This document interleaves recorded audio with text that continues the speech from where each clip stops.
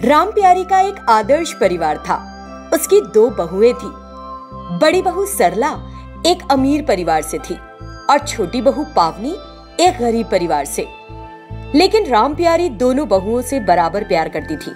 बड़ी बहू को अपने धनी परिवार से होने का गुरूर था। छोटी बहू ससुराल के नियमों के हिसाब से चलती थी। उनका पारिवारिक जीवन सुचारू रूप से चल रहा था। एक दिन सुबह के 8 बज चुके थे और बड़ी बहू सो रही थी। सरला, बहुत देर हो चुकी है, तुम अभी तक नहीं जागी? कहाँ हो तुम? सरला, उठो। इसी बीच छोटी बहू पावनी आई। माँ जी, आपने बुलाया क्या? आपको कुछ चाहिए?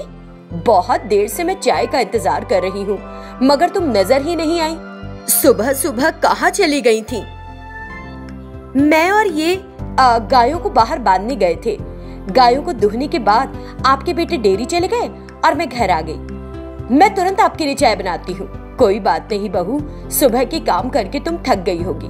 तुम हाथ मुंह धो लो, मैं चाय बना लेती हूँ खुद ही। माँ जी, ऐसा भी कोई भारी काम नहीं किया है मैंने। आप परेशान न हो, मैं जल्दी से चाय बना कर लाती हूँ। पावनी ने फिर जाकर अपनी सास के लिए चाय बनाई और उन्हें दी। इस बीच बड़ी बहू जाग गई और बिस्तर पर ही कॉफी मांगने लगी। कॉफी? क्या कोई मुझे कॉफी लाकर देगा? हे भगवान, सूरज निकले 2 घंटे से ज्यादा हो गया है, अब उठी है ये। पावनी, जरा जाकर देखना क्या चाहिए तुम्हारी जेठानी को। पावनी अपनी जेठानी के लिए कॉफी लेकर गई। दीदी, मैं तुम्हारे लिए कॉफी लाई हूं, लो पी लो। पावनी को देखकर सरला को घिन सी आई। अरे, ये गाय के गोबर जैसी बदबू क्यों आ रही है? मुझे इस बदबू से उपकाई सी आ रही है। दूर हटो, दूर हटो। दीदी, ये कॉफी हमारे घर के दूध से बनी है। मैंने आपके लिए थोड़ी स्ट्रांग भी बनाई है। ऐसा मत बोलो प्लीज, इसे मेरी खातिर पी लो। मैं बार बार एक ही बात नहीं कहूंगी। गुस्सा आ रहा है मुझे। गुस्सा और बढ़ जाए इससे पहले यहाँ से दफा हो जाओ। चलो जाओ यहाँ से।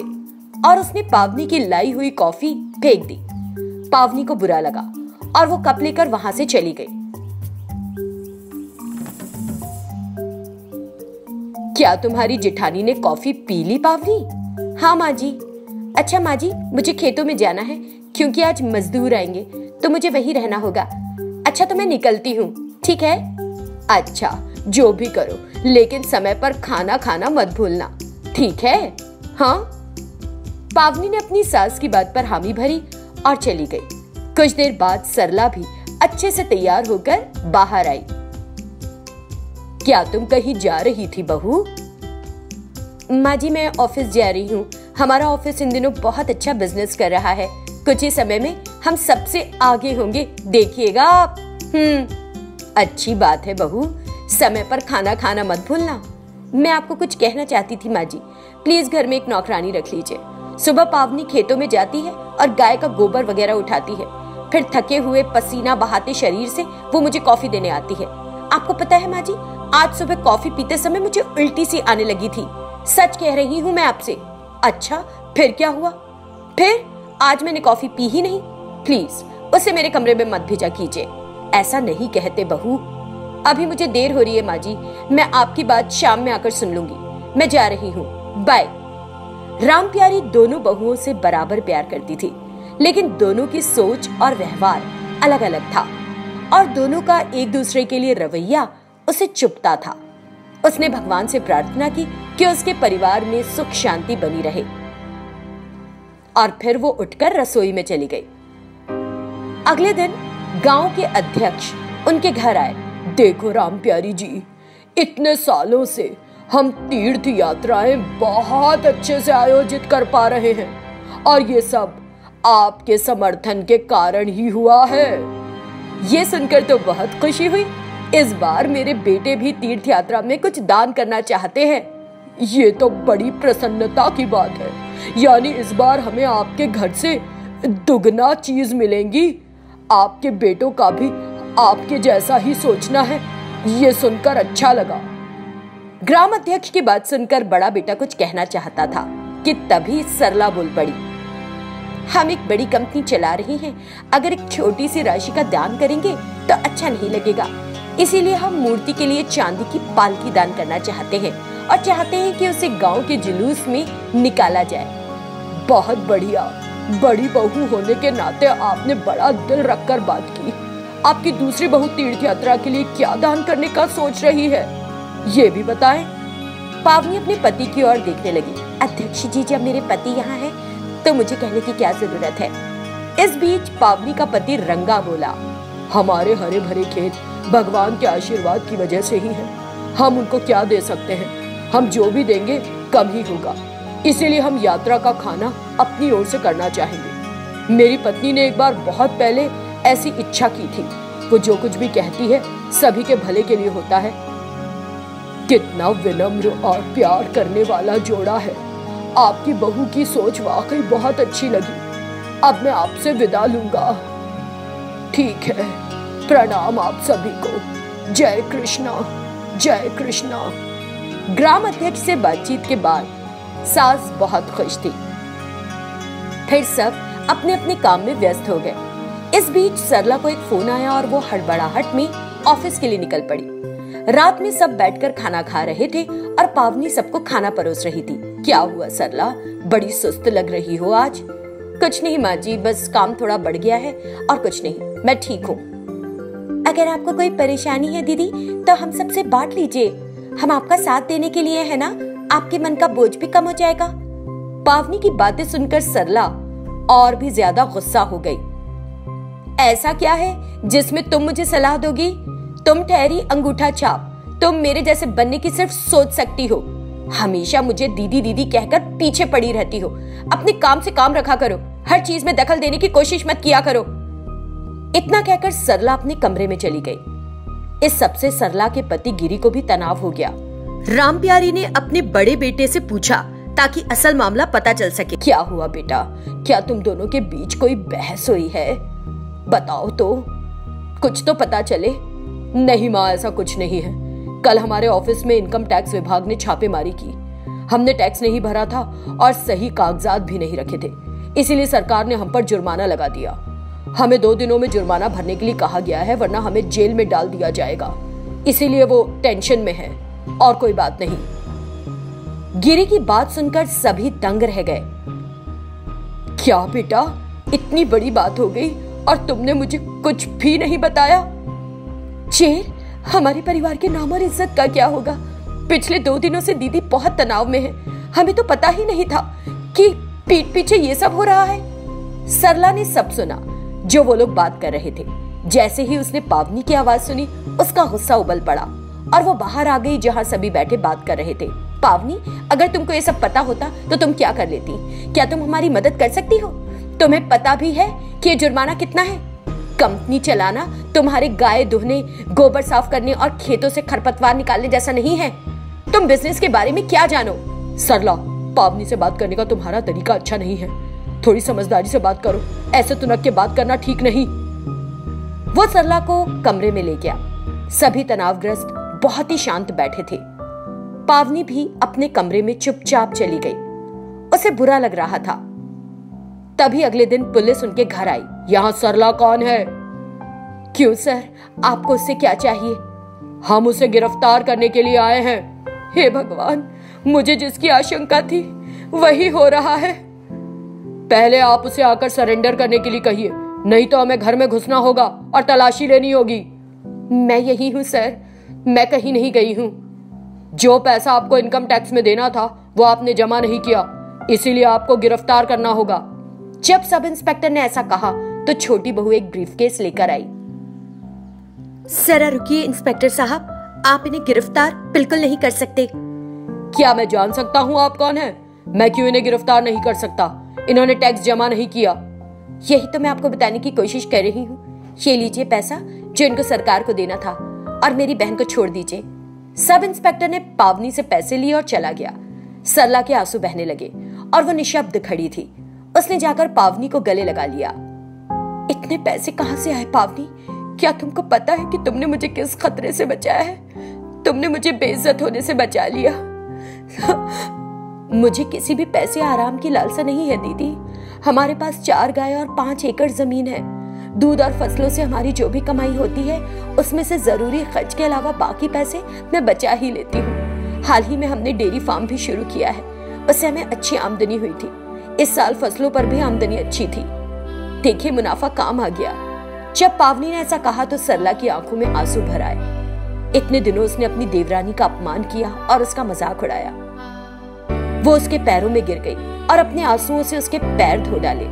दोनों ने एक दूसरे को गले लगा लिया। ये देखकर राम प्यारी बहुत खुश थी। दोनों बहुएं एक हो गई। मेरी तो खुशियों का कोई पारावार नहीं है। अब तो हमारे घर में हर दिन त्योहार है, सुख है, संतोष है। राम प्यारी को इस तरह भावुक होते देख दोनों बहुओं ने उसे गले लगा लिया। विहार कॉलोनी में शांतम्मा और रमन नाम का एक जोड़ा रहता था। उनके 2 बेटे थे, हरि और सागर। सभी के अपने काम पर निकल जाने के बाद शांता अपनी चाय का कप लेकर टीवी देखने बैठ गई। हर जगह लूटपाट चल रही है। दिन रात का फर्क किए बगैर डकैत खुलेआम घूम रहे हैं। अगर आपको किसी भी आदमी पर शक हो तो तुरंत 100 डायल करके पुलिस को खबर करें। ये खबर सुनकर शांतम्मा चिंता में पड़ जाती है। जब शरीर अच्छा खासा काम करता है तो ये लोग काम क्यों नहीं करते? डकैती करते हैं लोगों के घर पर। हम कब तक इन डकैतों से यूं ही डरते रहेंगे? ऐसा सोचकर उसने टीवी बंद किया और किचन में जाने ही लगी थी कि तभी बड़ा बेटा हरीश घर पहुंचा। उसने अपनी पसंद की एक लड़की झांसी से शादी कर ली थी और उसे घर ले आया था। शांतम्मा ने तुरंत अपने पति को बुलाया। रमन बेडरूम से बाहर आया और अपने बेटे और लड़की दोनों को माला पहने देख चौंक गया। ये क्या है? मुझे झांसी बहुत पसंद है। मुझे पता था आप इस रिश्ते के लिए नहीं मानोगी, इसलिए मैं उसे शादी करके घर ले आया। ये सुन शांता ने झांसी की ओर देखा। झांसी ने उसे नमस्ते किया, लेकिन पैरों में झुककर आशीर्वाद नहीं लिया। रमन को लगा कि अब वहां खड़े रहना अच्छा नहीं है, इसलिए वो तुरंत बेडरूम में चला गया। मुझे तो ये झांसी की रानी नहीं, नकचढ़ी रानी लगी। तुमको कैसे पसंद आई? माँ, ये तुम्हारी बहू है, नकचढ़ी रानी नहीं बल्कि इंस्पेक्टर झांसी की रानी। क्या तुमने पुलिस इंस्पेक्टर से शादी की? इतना कहकर वो अचानक से सोफे पर बैठ गई। उसकी हालत देखकर झांसी मुस्कुरा दी और अपने बेडरूम में चली गई। कुछ देर बाद रमन वापस हॉल में आया और जाकर शांता के बगल में खड़ा हो गया। शांता, शांता। शांता एक झटके से उठी और अपने पति की ओर देखा। रमन ने उसकी ओर देखकर उसे शांत करने की कोशिश की। फिर झांसी बेडरूम से निकलकर अपनी इंस्पेक्टर की यूनिफॉर्म में फोन पर बात करते हुए, पहले उस सास को थाने लेकर जाओ। जब उसे 4 डंडे पड़ेंगे तो सच सामने आ जाएगा। इन सासों के पास और कोई काम नहीं है क्या? बेवकूफी भरे काम करती रहती है। उन्हें मेरी जैसी बहू मिलनी चाहिए थी, चुपचाप अपना मुंह बंद कर लेते। उसकी बातें सुनकर शांता और भी परेशान हो गई। ऐसा लग रहा है कि ये मुझे ही सुना रही है। मैं इसके मामलों में अपनी टांग क्यों अड़ाऊं? अगर मैं चुपचाप अपना काम करूं और थोड़ा सा खाना ज्यादा पकाऊं तो सब ठीक रहेगा। झांसी शांता को देखते हुए घर से निकल जाती है। ये क्या है? मैंने सोचा था कि जो लड़की हमारे घर में आएगी वो घर के काम करने में मेरी मदद करेगी, लेकिन हमारा बेटा तो ऐसी बहू लाया है जो मुझे घूरते हुए बाहर जा रही है घर से। हाँ, ये क्या हो गया? कोई बात नहीं शांता, वो हमारा बेटा है और झांसी अब हमारी बहू। हम जो भी करते हैं उन्हीं के लिए तो करते हैं, तो थोड़ा एडजस्ट कर लेना बस। इससे हमें एक ही फायदा होगा जी, हमें चोरी का डर नहीं रहेगा। इंस्पेक्टर का घर जो ठहरा। ऐसे ही दिन बीतते जा रहे थे और झांसी के पास घर का कोई काम करने के लिए समय नहीं होता था। वो घर आती थी और फिर बाहर चली जाती थी, हमेशा बिजी रहती थी और शांता को बाकी सभी काम करने पड़ते थे, इसीलिए वो हर समय बड़बड़ाती रहती थी। देखो, इससे पहले कि हमारा दूसरा बेटा सागर भी इसी तरह किसी को घर ले आए, हम अपनी पसंद की लड़की से उसकी शादी करवा देते हैं जो घर पर रहे और घर की देखभाल। ठीक है, तो एक ऐसी लड़की की तलाश करो जो हमें पसंद आ जाए, लेकिन ध्यान से दहेज की बात ना करना, क्योंकि हमारे घर में अब एक पुलिस इंस्पेक्टर है। शांता ने सब बातों को ध्यान में रखकर सागर की शादी संध्या से तय कर दी। संध्या ने जब इंस्पेक्टर झांसी को वहां देखा तो वो बहुत खुश हुई। दरअसल वो भी पुलिस ऑफिसर बनना चाहती थी, लेकिन उसके माता पिता के हालात अच्छे ना होने की वजह से संध्या आगे नहीं बढ़ सकी। फिर एक रात मुझे झांसी दीदी को देखकर अपना पुलिस इंस्पेक्टर बनने का सपना याद आ गया जी। कितनी फिट है। संध्या, तुमको माँ के हर काम में मदद करना है और उनका ख्याल रखना है। फिर कुछ सोचेंगे इस बारे में। संध्या सास की इच्छा के हिसाब से सारा काम करने लगी। सुबह उठकर वो पूरे घर को साफ करती, फिर सामने पानी छिड़ककर रंगोली बनाती, फिर रसोई में जाकर सभी के लिए गरम गरम चाय बनाती। छोटी बहू को देख सास बहुत खुश हुई। ऐसे ही दिन गुजरते गए। एक दिन दो चोरों की नजर शांता के घर पर पड़ी और घर को देखकर वो दोनों बातें करने लगे। इस घर में घुसे भीमा, मुझे लगता है कि ये एक बैंक मैनेजर का घर है। बहुत सारा सोना और गहने होने चाहिए। चलो इस घर को लूटने का भी प्लान बनाएंगे, लेकिन आज नहीं। आज हम उस घर को लूटेंगे जिसके बारे में पहले से तय है। ऐसा बोलते हुए दोनों चोर गुजर जाते हैं। अगले दिन सागर अपनी माँ के पास आया जो सोफे पर बैठी थी। माँ, मैं संध्या के बारे में कुछ बात करना चाहता हूँ। क्या संध्या माँ बनने वाली है क्या? मैं उसे डॉक्टर के पास ले जाऊंगी। उसकी देखभाल करने में मुझे बड़ी खुशी होगी। बेटा बोल। वो बात नहीं है माँ, संध्या का सपना है पुलिस ऑफिसर बनने का। क्यों ना हम उसका ये सपना पूरा करने में उसकी मदद करें। सुनते ही शांतम्मा सकते में आ गई और मुंह खोले चुपचाप सोफे पर बैठी रह गई। फिर भौएं तानकर बोली, हे भगवान, पहले से ही मुझे एक पुलिस इंस्पेक्टर के साथ मुश्किल हो रही है, अब दूसरी भी पुलिस इंस्पेक्टर बनना चाहती है। एक और पुलिस इंस्पेक्टर मुझे इस घर में नहीं चाहिए। ठीक है, अगर आप नहीं चाहती हैं तो मैं संध्या को बता दूंगा। उसने संध्या को समझाया, लेकिन संध्या को मायूसी हुई। सागर को भी इस बात का बुरा लगा। फिर उसे शाम को चलने वाले कॉलेज के बारे में पता चला। उसने उस कॉलेज में संध्या का दाखिला करवा दिया। दोनों ने किसी को भी इस नाइट कॉलेज के बारे में नहीं बताया। संध्या पूरी कड़ी मेहनत से पढ़ती और सुबह पहले की ही तरह घर के काम करती। सास भी उससे खुश थी। अचानक एक दिन नाइट ड्यूटी के समय झांसी ने सागर और संध्या को देख लिया। उसने उनसे देर रात बाहर होने के बारे में पूछा। तब संध्या ने उसे अपनी क्लासेस के बारे में बता दिया। झांसी ने उसे ऑल द बेस्ट कहा और उन्हें हर जगह लूटपाट करने वाले डकैतों के बारे में सावधान रहने को भी कहा। फिर सागर और संध्या घर चले गए। दिन बीतते जा रहे थे। संध्या एग्जाम्स के लिए कड़ी मेहनत कर रही थी और आखिर एग्जाम का दिन आ ही गया। वो शांता को बताने गई कि उसे बाहर जाना है। आज मुझे कहीं बाहर जाना है और मैं अपने मम्मी पापा से भी मिलकर आऊंगी। हाँ बहू, खुशी से जाओ, ध्यान से आ जाना। उसने सास ससुर का आशीर्वाद लिया और घर से निकल गई। फिर जाकर उसने एग्जाम दिया और शाम तक घर वापस आ गई। मम्मी जी, पापा जी, आइए चाय पी लीजिए। काम हो गया तुम्हारा? हाँ मम्मी जी, हो गया। बताइए शाम के लिए क्या बनाऊं? आप क्या खाना चाहेंगी? मेरे लिए तुम इडली बना देना और पापा के लिए डोसा। झांसी और उसके पति से पूछ लो उन्हें क्या खाना है। ये सुनकर वो इंस्पेक्टर झांसी के कमरे में पूछने के लिए गई। संध्या का एग्जाम का रिजल्ट आ चुका था और वो पास हो गई थी। वो भी पुलिस ऑफिसर बनने जा रही थी। वो ये खबर अपने ससुराल में सबको देना चाहती थी और सही मौके का इंतजार कर रही थी। संध्या उस रात नाइट ड्यूटी पर जाने के लिए तैयार हुई। झांसी भी अपनी ड्यूटी पर निकल गई।